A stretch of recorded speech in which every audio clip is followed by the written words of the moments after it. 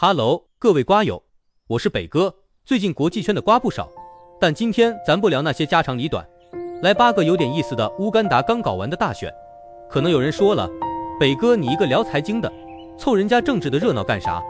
哎，这你就不懂了，政治是经济的晴雨表，尤其是大选这种国家级职场竞聘，背后全是真金白银的门道。今天咱就用唠嗑的方式，聊聊这乌干达大选里藏着的经济信号。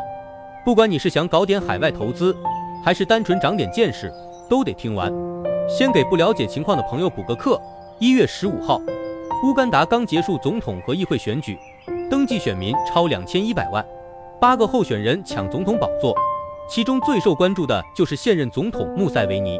人家直接把这次选举定义成最后一战，摆明了要为权力交接铺路，甚至还有消息说他儿子穆胡奇已经在默默接棒了。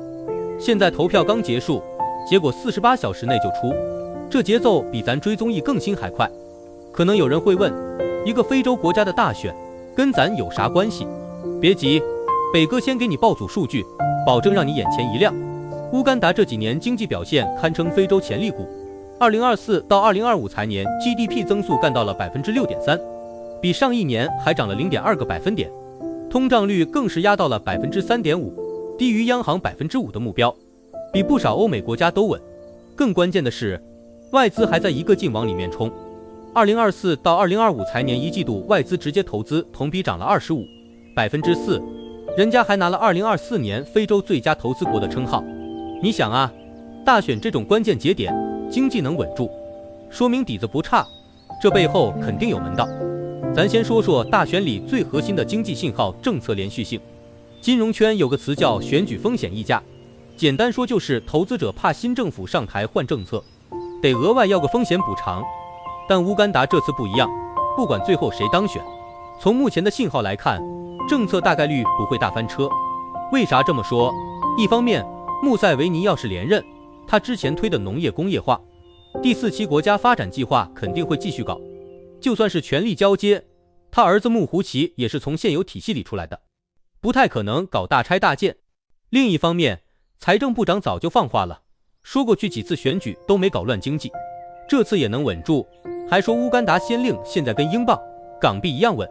这话虽然有点夸张，但至少说明政府有信心把通胀和汇率按住。对投资者来说，政策稳就意味着确定性，而确定性就是赚钱的底气。那乌干达现在哪些赛道值得关注？北哥给你们扒3个重点，尤其是第3个，跟咱中国企业关系特别近。第一个赛道，农业工业化。可能有人觉得乌干达就是个靠种地吃饭的国家，这话没错，但人家现在要从种庄稼升级到卖精品了。世界银行都发话了，乌干达要想实现10倍增长战略，农业工业化是关键支柱。现在乌干达 72% 的人都靠农业吃饭，但产能特别低，急需气候智慧型技术、灌溉设备这些好东西，这对咱中国企业来说就是个大机会啊！咱的农机、节水灌溉设备、数字农业平台，在国内都玩得很溜，正好能去乌干达抄作业。而且人家已经跟咱签了干辣椒、野生水产品的贸易协议，还设了四川省农科院的非洲工作站，相当于把合作绿色通道都开好了。第2个赛道，能源和基建。乌干达有个大杀器石油，预计2027年就要开始产油了，到时候 GDP 增速可能直接冲到4%，这爆发力谁看了不眼红？现在人家正在建炼油厂、修输油管道，还有水电站、太阳能项目，这些都是烧钱的大工程，也是外资最爱的领域。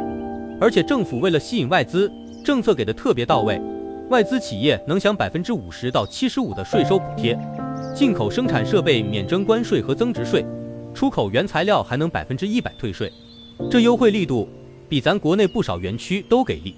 第3个赛道，初创企业，这个是北哥觉得最有意思的。乌干达政府居然推出了初创企业3年所得税全免的政策，只要是2024年7月后成立的本地企业，注册资本不超过100万人民币，就能免3年企业所得税。要知道他们正常的企业所得税率是 30% 啊，这相当于政府直接给初创公司喂饭，目的就是培育本地企业。如果有人想进军非洲市场，这个政策绝对值得盯紧。相当于用最低的成本拿到一张非洲入场券。当然了，北哥也得给大家泼点冷水，投资没有稳赚不赔的。乌干达虽然潜力大，但也有不少坑，比如财政赤字在扩大，债务和利息支出在上升，政府还得靠国外援助补充财政。还有石油产业虽然看起来香，但全球都在搞能源转型，万一到2027年产油的时候油价跌了，或者相关基建没按时完工，都可能出问题。另外，非洲的营商环境跟国内不一样，语言、文化、法律都得慢慢适应，不能脑子一热就冲进去。总结一下，这次乌干达大选不是一场单纯的政治选举，更像是一次经济信心测试。从目前的情况来看，乌干达的经济基本面是稳的，政策连续性也有保障，农业工业化、能源基建、初创企业这3个赛道都有不错的机会，尤其是跟中国企业互补性很强的领域，值得重点关注。最后，北哥再跟大家说句实在的，海外投资就像开盲盒，既要敢拆，也要会看说明书。乌干达这只非洲潜力股，现在还处在成长期，风险和机会并存。如果是小资金想试水，可以先关注跟中国有合作的领域，跟着大部队走总比自己瞎闯强。如果是大资金布局，一定要先做好尽调，把政策、法律、市场这些都摸透了再动手。好了，今天关于乌干达大选的经济解读就到这。大家觉得乌干达这波机会值得冲吗？或者你还想了解哪个国家的经济热点？评论区跟北哥聊聊，点赞关注走一波，下次带你们扒更有意思的财经瓜。咱们下期再见。